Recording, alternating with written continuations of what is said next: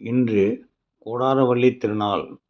ஆண்டாள் கண்ணனை மணக்க வேண்டும் என்பதற்காக மார்கழி மாதம் நோன்பு நோற்று தனது 27ஆம் பாடலின் மூலம் ஸ்ரீரங்கநாதருடன் ஐக்கியமான திருநாள்.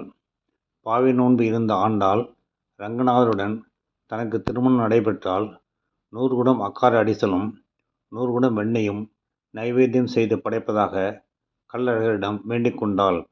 ஆண்டாள் விரும்பியபடியே ஸ்ரீரங்கத்தில் ஸ்ரீரங்கநாதருடன் ஐக்கியமான பிறகு கள்ளழகருக்கு அக்கார அடிசலும் வெண்ணையும் சமர்ப்பிக்க முடியாமல் போயிற்று.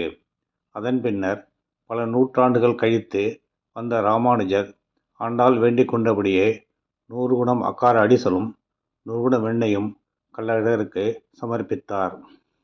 இந்த சம்பவத்தை நினைவுகூரும் வகையில் ஆண்டுதோறும் மார்கழி மாதம் 27ஆம் நாளன்று கள்ளழகர் கோயில் மட்டுமல்லாது பல்வேறு பெருமாள் கோவில்களிலும் அக்கார அடிசலும் வெண்ணையும் நைவேத்தியம் செய்யப்படுகிறது. இந்த நாளில் திருமணமாகாத பெண்கள் ஆண்டாளை தரிசனம் செய்ய விரைவில் திருமண வரம் கிடைக்கும் என்பது நம்பிக்கை. அதேபோல் மணமான பெண்கள் ஆண்டாளை தரிசிக்க தம்பதியரிடையே ஒற்றுமை அதிகரிக்கும். மேலும் தீர்க்க சுமங்கலி பாக்கியமும் கிடைக்கும். இந்த கோடாரவள்ளி திருநாளின் தத்துவம் ஜீவாத்மாவான ஆண்டாள் பரமாத்மாவான கண்ணனுடன் இணைவதை குறிக்கும். அதனால்தான் கோடாரவள்ளி திருநாள் தனி சிறப்பு வாய்ந்ததாக கருதப்படுகிறது.